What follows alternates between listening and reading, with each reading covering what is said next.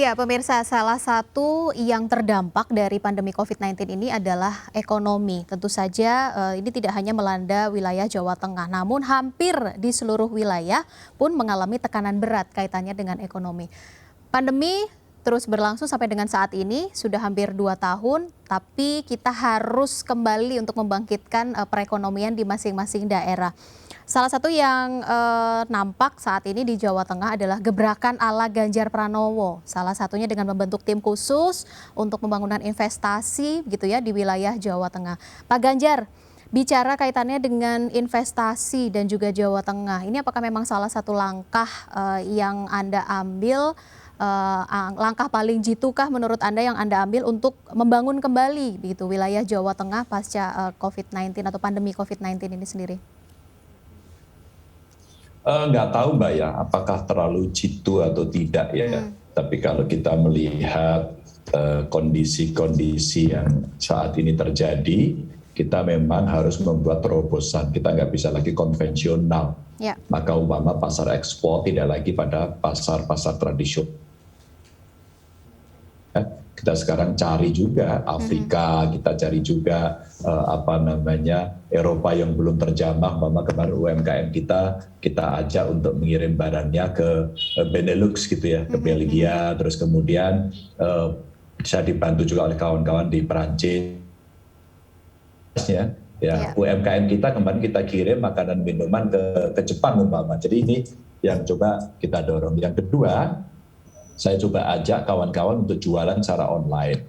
Maka kita undang mereka marketplace yang sudah unicorn begitu ya, untuk melatih, untuk ngajarin sehingga UMKM kita juga bisa jalan. Sekarang yang dibutuhkan tidak hanya orang bekerja terus kemudian dia mendapatkan gaji jadi pegawai, tapi juga menjadi entrepreneur baru. Yeah. Ini kita membantu namanya Hetero for Startup. Jadi ini co-working space yang membuat acara startup bisnis untuk anak-anak muda begitu ya. Dan itu ternyata bisa mendorong. Termasuk sebenarnya yang investasi gede ini Mbak, itu kita desain sebelum pandemi saat itu. Kita pengen tumbuh sampai 7%. Bu Sri Mulyani udah komunikasi, kawan-kawan Jakarta membantu gitu ya. Yeah. Tapi ya kepukul COVID apa boleh buat begitu. Dan sekarang ya kita coba carilah cara baru untuk kita bisa bangkit kembali, begitu. Baik, termasuk juga untuk memanfaatkan pedagang-pedagang kecil di media sosial. Anda juga sangat aktif untuk mempromosikan hasil-hasil dagangan sebenarnya dari para pedagang-pedagang kecil ini sendiri. Cukup membantu kah Pak cara itu? Iya, sebenarnya kalau kita bicara bagaimana membantu yang kecil-kecil ini kita coba menjadi off-taker mereka. Maka pada saat mereka nggak bisa jualan, kita lah menjadi off-takernya. Atau barangkali 40% dari APBD kita sesuai dengan perintah Presiden kita optimalkan. Terus kemudian kita membuat aplikasi namanya Blangkon. Itu kira-kira kepanjangan belanja online gitu aja. Blangkon? Dipaksa-paksain lah. Blangkon tapi kepanjangannya belanja online gitu. Jadi dipas-pasin aja gitu pokoknya. Biar jadi aplikasi dan kemudian banyak UMKM kita bisa mengambil sumber dari APBD kita bisa beli dari mereka secara langsung, terus kemudian ya semacam mereka mendaftar kepada Pemprov untuk kemudian kita bisa membelinya secara langsung untuk kebutuhan sehari-hari, apalagi kalau kita bicara makanan, minuman gitu bisa. Terus kemudian saya bilang, ya kalau kita mau beli mebel untuk kantor dan sebagainya, belilah di sana begitu. Agar mereka bisa belajar masuk ke e-katalog dan kemudian di katalog itu kita pakai, tapi khusus untuk program yang UMKM atau kemudian mereka yang sudah mendapatkan sertifikasi dari Kementerian Perindustrian. Gitu. Salah satu bisnis yang banyak ditekuni oleh masyarakat di masa pandemi ini adalah bisnis makanan dan juga minuman gitu. Tadi Pak Ganjar sempat menyampaikan bahwa industri makanan, minuman pun juga sempat untuk diekspor ke Jepang begitu kan. Ada tips kah Pak dari Pak Ganjar sendiri untuk para pelaku industri baik itu makanan, minuman maupun juga pelaku UMKM ini untuk bisa tetap bertahan begitu selain dengan pemanfaatan aplikasi seperti tadi yang Bapak sampaikan? Ya, mesti ada uji pasar, uji market ya. Apakah kalau makanan minuman itu satu enak apa enggak ya, bungkusnya menarik apa enggak gitu kan, Ya, harganya bersaing apa enggak gitu ya. Kalau semua jawabannya tidak, ya nggak usah bersaing, kamu pasti kalah gitu, nggak nggak usah laku udah jualan ya Pak pasti. ya. Nggak usah jualan, tapi kalau kamu mau ya jangan putus asa. Kami bisa fasilitasi dengan cara apa? Dengan cara kalian nanti dilatih. Mungkin soal knowledge and skill basis mereka terhadap produknya untuk berbisnis ya biar berkualitas. Yang kedua mungkin akses modal. Kemudian yang ketiga akses pasar. Nah, ini kita bantu. Maka di Jawa Tengah ada UMKM Virtual Expo, kita sebut sebagai UFO begitu. Dan kita pernah Mbak jualan di Santek Singapura. Jadi kita nge-zoom, terus duta besar kita di Singapura, Mas Tommy itu membantu kami di sana. Terus kemudian para duta besar di Singapura, di ASEAN kita undang di sana. Terus saya membuka dari Jawa Tengah. Setelah itu barang kita kirim ke sana. Alhamdulillah kawan-kawan UKM mulai belajar bagaimana agar jualan ke dunia internasional gitu. Baik, untuk mereka yang baru akan memulai nih, ada Kak kira-kira kesempatan di Jawa Tengah sendiri Pak Ganjar untuk mereka yang baru akan memulai untuk usaha, baru memulai untuk berusaha membangkitkan ekonomi begitu ya. Ada tips kah mungkin dari Pak Ganjar untuk para pelaku usaha baru ini? Iya Mbak Rizka, jadi ini sedang ongoing, sedang berjalan ya. Kami membuat hetero for startup itu. Jadi tahun lalu kita buat hanya untuk Jawa Tengah. Hari ini ternyata banyak provinsi lain pada ikut gitu ya. Maksudnya pengusaha-pengusaha mudanya gitu. Terus kemudian karena mereka startup, kita buat semacam lomba-lomba begitu. Pengalaman tahun lalu yang juara itu kita kurasi.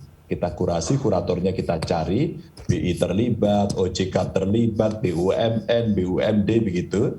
Dan pada saat itulah kemudian mereka bisa bergerak. Lalu nanti ada evaluasinya di antara bisnis-bisnis mereka itu begitu. Terus kemudian dinilai produknya, penjualannya, harganya, packagingnya, ya macam-macam lah. Itu untuk yang muda-muda. Makanya kami membuat Heterospace itu dengan satu harapan itu menjadi meeting point-nya para startup bisnis ini dan dia bisa berdiskusi apapun terkait pokoknya all about business lah gitu.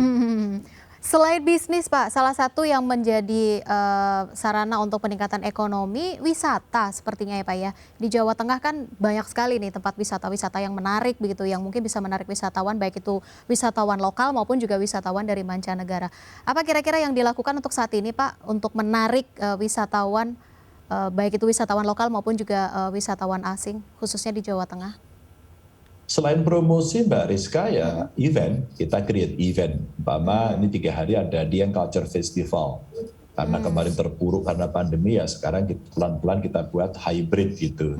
Terus kemudian ya akhir minggu ini ada Tour de Borobudur ya, sepeda begitu. Kita keliling, startnya dari Solo, nanti dia putar ke Boyolali, ke Magelang begitu. Terus kemudian kita akan mencari tempat-tempat eksotik begitu. Yang berikutnya ya event yang lain, umpama Borobudur Marathon. Borobudur Marathon itu event internasional kita bikin. Belum lagi kawan-kawan Solo membuat Solo batik karnival atau Solo karnival juga ada. Semarang ya destinasinya cukup banyak dan kemarin membuat acara-acara yang bisa mendatangkan wisatawan, jadi event-event itu ya itu dibikin.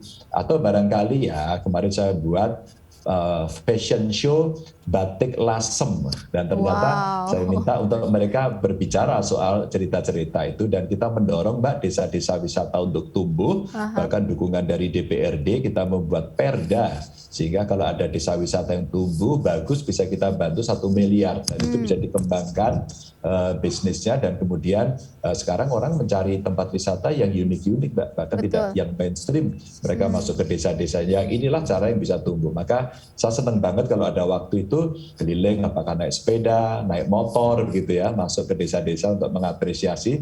Sekaligus itu Mbak, pertanyaan yang pertama tadi soal medsos. Saya nge-vlog tentang desa wisata, saya nge-vlog tentang kuliner, saya nge-vlog tentang pariwisata, produk, macam-macam lah achievement yang ada dari anak-anak muda, anak tua juga boleh gitu. Terus kemudian kita promokan gitu. Baik, memang benar-benar media sosial adalah salah satu cara paling jitu sebenarnya ya Pak ya, Bahkan beberapa tempat lokasi wisata yang ada di Jawa Tengah pun juga sempat viral sebenarnya. Mungkin ini bisa menjadi pemicu untuk mendatangkan wisatawan, baik itu wisatawan lokal maupun juga wisatawan asing sebenarnya. Pak Ganjar, kita masih ada satu segmen bersama Bapak. Kita jeda terlebih dahulu. Saya akan kembali pemirsa di One on One sesaat lagi. Masih tetap bersama Ganjar Pranowo, Gubernur Jawa Tengah.